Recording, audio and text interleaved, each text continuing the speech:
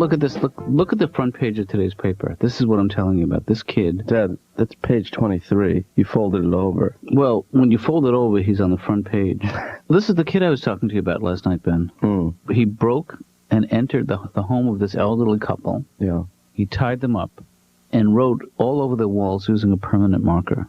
It sounds so clear-cut, but that's suspicious to me. I got a strong feeling that the elderly couple had something to do with it. Well, they were home. Yeah. And that's asking for it. And I mean, how do you know that couple didn't provoke him? Precisely. I mean, that old guy could have said, tie me up. I dare you. Yeah. And then the woman was like, yeah, tie me up. And would that have been the act of an insane man if he complied? Or is he just cooperative to a fault? These are the things you have to uncover. Well, Ben, actually, as an expert witness, all I have to do is establish the fact that Roger is either competent or incompetent to stand trial. Yeah. And if I can establish that he's incompetent, it's extra.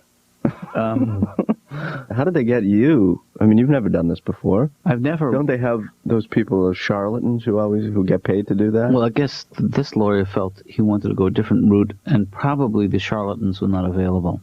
What I need to do is I need to put him through a series of psychological tests and see how he holds up. Seems such a cold process. I mean, it's a business, Ben. The legal system is big business. Is there money exchange? Well, there's money exchange between the law firm and me. They're paying me to lend my time to this case, to interview Roger and to take the stand in his defense. It seems unfair. It's inadmissible. Who cares what you say? You're getting paid. Well, it's like, why don't they hire an actor? No, Ben, you don't understand. It has nothing to do with... I'm not offering a bias. Oh, Dad, it's a sham. And That's you a know crying it. sham, yeah. How much are you getting paid? I'm getting paid over $400 an hour. Well, you do it. Yeah.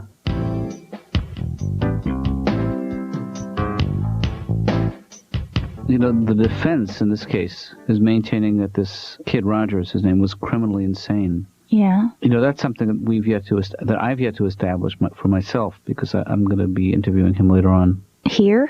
No, I'm going to go to the law firm. Oh. He's out on bail, and I'm going to go interview him at the law firm. Don't make him angry. What, he's going to write on me? Well, what did he write on the walls? Actually, it was an apology for breaking and entering. Well, that sounds pretty sane to me. See, this is the issue that most, even psychiatrists and attorneys can't quite get this right, is that somebody is competent to stand trial means that in the courtroom that they are able to understand it's very confusing. Whatever, Yeah. Dr. Katz, take the money. But I'm not a lawyer, and they know I'm not a lawyer. They just want me to determine whether or not this kid knew what he was doing was right or wrong. But who decides whether or not you're competent to testify? You know, the fact that I'm a board-certified psychiatrist is all I need to be. Really? Yep. Do you have any idea what you're doing? Well, you know, the first time you do anything, you're bluffing. Does Roger and the old people know about this bluffing thing? No, but they'll figure it out. I mean, I think that it's going to become immediately apparent as soon as I take the stand. Well, I'm sorry to hear, Jake, that it's not going well. It's been I've been having a rough time. I fell in love with this woman. Damn it. That's how it starts. You know, I'm picking the wrong women. I think what I really need is like a third base coach. Yeah. You know, someone to give me the, whoa, no, triple. Because you know that feeling when you're chugging around third and the catcher has the ball. All my married friends, they find out I broke up and they're all like, hey, now you can have sex with whoever you want. Because they forget. Right. Once you're married, you think being single is just you, me, the closet, go.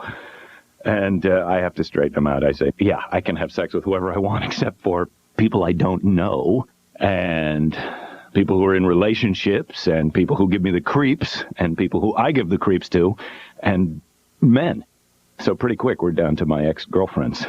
And then the only thing worse than them are my single guy friends who always want to cheer me up by take me out for a night with the guys. Yeah, you don't want that. We all get each other all excited. Oh, we're going out with the guys. Yeah, it's a great club. It's crawling with women. We're all going to meet a dream girl. We're getting laid. Wear your good sweater. And so we get out there and we're this pack of guys and we have no idea what. We're just in this clump. We're scaring the hell out of every woman in the place. I don't know where we got this plan from Wild Kingdom. Right. We would be dangerous probably if we had a plan, but we don't even have a plan. We're just out in this clump like, oh, I wonder what it'd be like if we were talking to them. That's the one I would talk to if I was going to talk to one of them. What do you think we should do? Drink more beer. all my friends are trying to cheer me up. I had this one friend says to me, hey, you know what? Dogs are never depressed. Mm-hmm. I have no idea what he meant by that. But it kind of got me thinking, like, what kind of advice would a dog even give you if he could, have you tried lying in the sun until you're really hot and then go lie in the shade?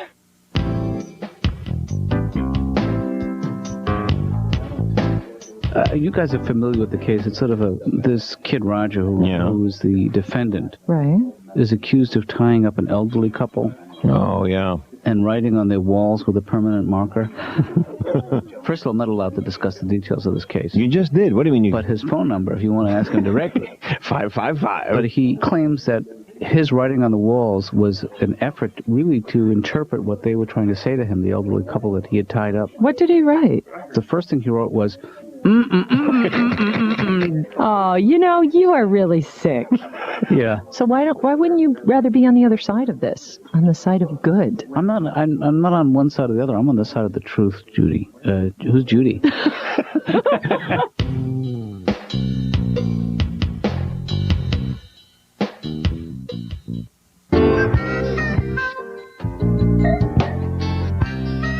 Thank you, Doctor. I'm very, very happy that you could see me this morning. Well, I'm glad you made the call, and I'm glad you didn't call me at home. I appreciate that. I'm just having a little trouble breathing right now, but I'm just so unhappy. I'm really, really I couldn't sleep this morning, and I got up at about 4 o'clock in the morning, and I tried to have breakfast because you said that I should really try to have breakfast, but I couldn't really do that because I was going to throw up. Oh. So what do you think is going on, Bob? I can't remember what it is. Let me see if I can help. I'm sure it's just on the tip of my tongue. It's like so stupid because it's like, I'm just really looking upset. through my notes here, Bob. Does it have to do with your wife? I have no idea. Can I cry? Would that be all right if I cried? Well, according to my notes, crying is okay. Because maybe it'll... Here, let me get some... No, I don't think I have any tissues. You can use some of this thermal fax paper. I think it's coming because I think if I concentrate on the pain... No, that's not coming, though. So you have no idea what's going on? I have one thought. Okay. My wife said something about wanting to get a divorce before I went to bed last night. I think that's probably it. I'm sure that's what prompted the call, and I'm sure that's the source of this pain that you're in right now. But she wasn't saying she was depressed or upset or anything. She was saying, she'd really, really been thinking about it, and she gave me kind of a letter that she'd been working on. So she had formalized her thoughts on the subject. Well, yeah, and she had a lawyer that's kind of had some thoughts on the letter about it, because she wanted to talk about the separation. Yeah. Dr. Katz's office. Laura. Hi, Ben. How are you? Fine. Good. So? What's up? You must have heard my dad's famous. He is? Yeah. For what? He's doing he just got hired to do a trial. Well, I know about that. Yeah. He's being asked to do trials. That's huge. I'm very excited here. What are you, his agent? Well, I'm thinking about it. He could do, this is just the start. He gets called for one trial and then, could be a whole new business for him. These guys make a lot of money, the people who do trials. Yeah, I know. I mean, my dad's making a lot of money on this one. I know. This one leads to the next one and then the next one, and then he does them all the time and he makes a lot of money. I mean, this is my dad's turn to shine. I'm pretty proud of the old guy, actually. And the guy, over the course of his whole career, has pretty much been ignored. Nobody's even noticed he's a psychiatrist, or he's never really been in the paper. He's never done anything important. And he's just like this guy who just waddles off to work every day and waddles home, cooks me a frozen dinner. I mean, it's a sad life. What I find really troubling is it's taken you almost 40 minutes to get to the point where you realize that this is what's propelled you into my office. But I'm not sure. I think there may be something else. Do you have any idea what it might be? I don't really remember. I think I had a phone call in the afternoon, like one of those things where you're talking really quickly. And do you ever do that where you put somebody on hold and somebody says something, but then you have somebody else on hold and you say, I'll call you right back, but then you completely forget to call them back? Right. And I have a feeling it may be that thing. So you think that something significant happened and you just... Oh, I remembered what it was. Yeah? My cousin committed suicide yesterday. Oh, that's terrible. Ben, do you know how many psychiatrists do courtroom trials? There's like 1 million. Well, Laura, do you know how many people live in this country? Ben, psychiatrists who testify in court are not respected. I mean, the more that they do it, the less respect they get. Really? Well, yeah, because they get paid a lot of money. The more money you have, the more respect you get, right? No. Famous people are respected, Laura. And I'll tell you something else. He's not famous. He will be after the trial. He's going to be on the local news, I guarantee that. I doubt it. I called in an anonymous tip. Often, Bob, when you lose someone who's close to you, you go through a period of shock, and then of remorse, then shock again. Mm-hmm. It's an important process to go through, the grieving process. And I'd be glad to help you through it in any way I can. Yeah, but that wasn't it, though. Oh, okay. That was not the thing. Because that did happen, and that was a thing. Did somebody else call? I don't know if it was a phone call. Maybe I read it in the paper. Mm-hmm. It's something to do, I think it has something to do with my business. I think it's a business thing. I don't know. Could you ask me questions? Could you pretend that you're my wife? But could you not call me sweetie? Okay.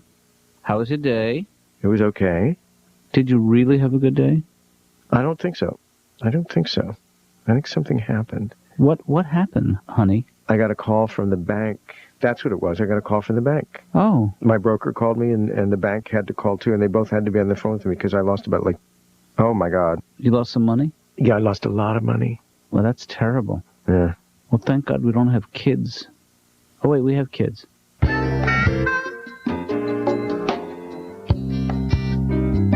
Hey, Todd. Hey, what's up, man? What's up? What's up? What's going on, man? Did you read that thing about the big case in the paper? Oh, yeah, the thing with the mailbox? No. Oh, the one with the grapes? No. I saw that one, not the grapes one. Oh. That was awful. Which case are you talking about? The magic markers and the old people. Oh, yeah, I read about that. Oh, you did read that? Yeah. That's weird, huh? Yeah. But you know what? My dad was called to give testimony. Oh, like an expert witness? Like an expert witness, yeah. Because he's a psychiatrist, and they think the guy who did it is crazy. Uh-huh. So they want to get him off on an insanity plea, Right. is what they call it.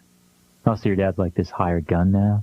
It's not the Old West. Your dad's a professional gun. No, he's not a gun. He's a doctor. I mean, it's got to be a little bit lucrative, you know? Yeah. Just for like $400 an hour. Really? How much do you make an hour? Substantially less than 400. Give me a number. My salary is private. Oh, don't be like that. Money issues are private. All right. I just told you. I guess unless you're making $400 an hour, then ooh, somehow that gets into the conversation.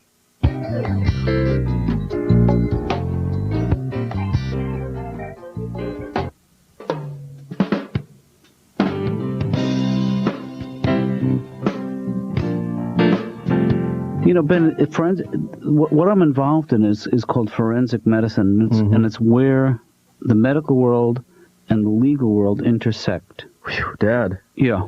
You know how to bore. Did you read a book on the subject? I read a book called How to Bore a Jury? No, it's called Psychiatrist as Expert Witness. I read that book, and I wrote 2 books just like it. No, seriously, Ben, this is a high-profile case, and if it goes well, I stand to make it could generate other work. You know what? I first thought that was a good thing, Dad, but now I think that maybe you shouldn't do it. No, why is that? I just think that you're selling yourself out. I'm not selling out. I mean, if they didn't hire me, they'd hire somebody else. Well, but that doesn't make it right. You know, I mean, the fact is that you should make a point. On principle, you say no. Well, that your services are not for hire. They're to...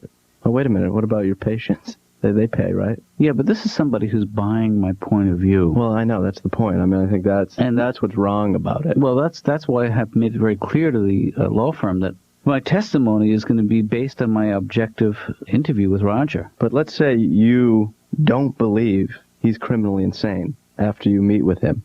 Right. That's when you'll get fired. I'll tell them what I'm going to say, but I'm going to tell them on the stand. But if you tell them the honest truth, and the truth is that Roger's not insane, that he's perfectly capable of standing trial, they will say thank you for your time, sir. Those are 2 different issues, Ben. I'm trying to explain this to you. There's competency to stand trial, which means that he can understand the proceedings. Here we go with the bore again. My neighbor just came home with her dog with that plastic cone on his head. Do you ever see the dog when he comes home with that plastic cone? Yeah. And they always look at you like, what happened?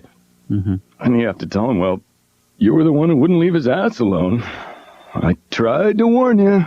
Tried putting that bad-tasting salve on there.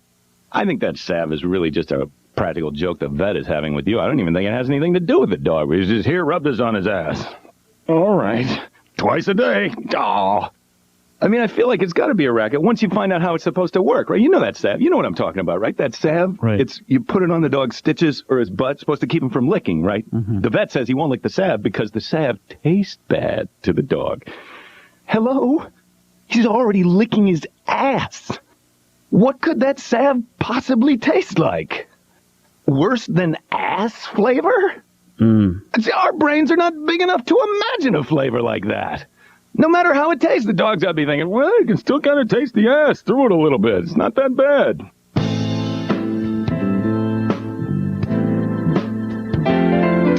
Roger, hi. Hi. Smoke? Sure. I actually don't think we can smoke in here. Well, You know, you see so many movies about convicts and all they want is a cigarette. that's all right. No, thanks. So, just a few things that you should know before we get started is that although I'm a therapist, I'm not here today as your treater. I did it. Well, first of all, let's backtrack a little bit because there are things I need to tell you.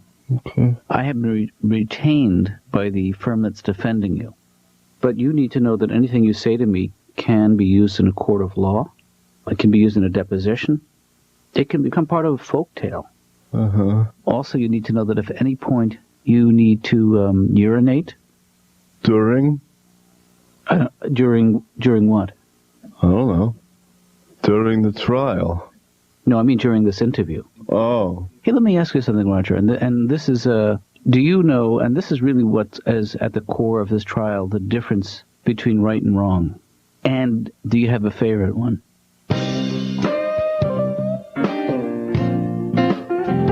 Hey, Ben, I'm sorry if I've been a little distracted, The case is taking up a lot of your time, Dad. Well, you know, this is my first time doing this, and I feel like But I wouldn't over-research it. I'm saying there's a point where you have to just stop and go do it. I know, and that's that. We're getting to that point, but I'm being scrutinized by. I'm saying you're going a little too far.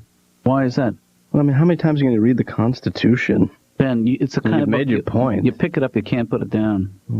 It's going to be an exciting case, actually. You'll be sure to get me a ticket, right?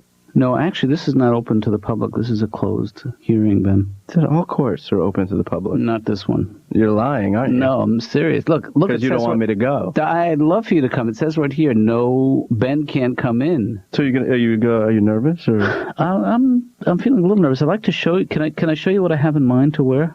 Because the jury, according to everything I've read, is really every little thing matters. You mean when you're up there on the stand? This is A. What do you think? I don't love it. Okay, let me get B. Hold on one second. Yeah. This is B. I think you're going for it's too strong. Well, a lot of therapists try to dress like lawyers. You don't want to look slick. That's right. You don't look too slick because that can translate smarmy. Right. But you also don't want to look too casual because that can read as disrespect for the court. Don't wear a tux. No. And don't dress like a pimp. And definitely don't wear the "I'm representing stupid" T-shirt with an arrow. Yeah. Why don't you wear what you would normally wear every day? Don't make a big issue out of it. Well, actually, what Ed said was that what I wear could have a real impact on the jury. Well, don't listen to Ed. Who's Ed? Ed is the guy who hired me. He's the head of the defense team. Well, you should call Ed and make sure he's not wearing the same thing you're wearing. That would be embarrassing. What if the whole defense team was wearing the same outfit? You know what's really important is what Roger's wearing, because he's going to be wearing that for a long, long time.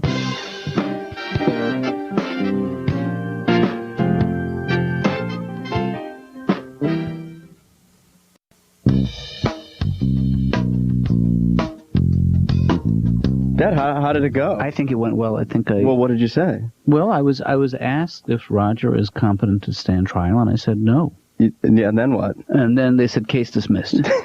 You said one word? It wasn't just that I said one word, it was the word I said. And also the fact that I brought several years of training to that word.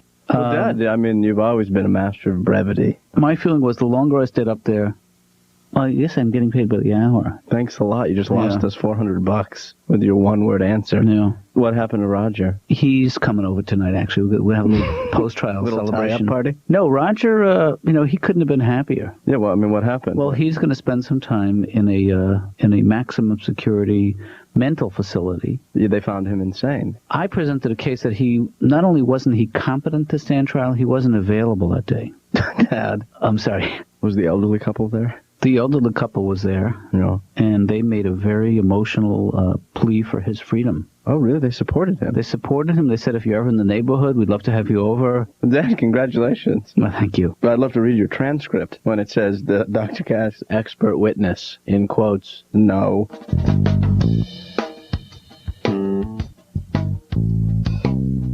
I'm never going to figure out women, and they're never going to figure us out. That's kind of an empty victory for us, I feel like. I mean, I feel like I will never understand women because they're kind of mysterious and magical, and they will never understand us because they can't handle the truth. Mm-hmm.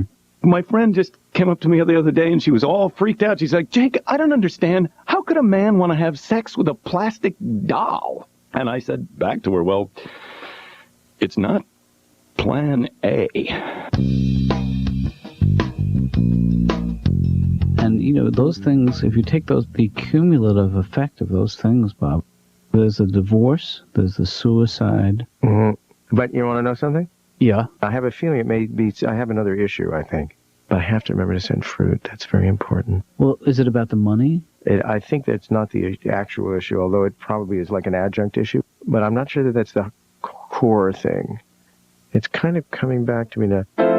It was... Well, you know what the music means, Bob. We're going to have to stop. Mm-hmm. I just have one more thing I wanted to talk about. If I could just bring it up very, very quickly. I'm sorry. Okay. We're going to have to stop now because of the music. Would you do me a favor, though? What's that? If you would just jot down and very quickly bring it up next week, if you could mention brain tumor. Okay, brain tumor.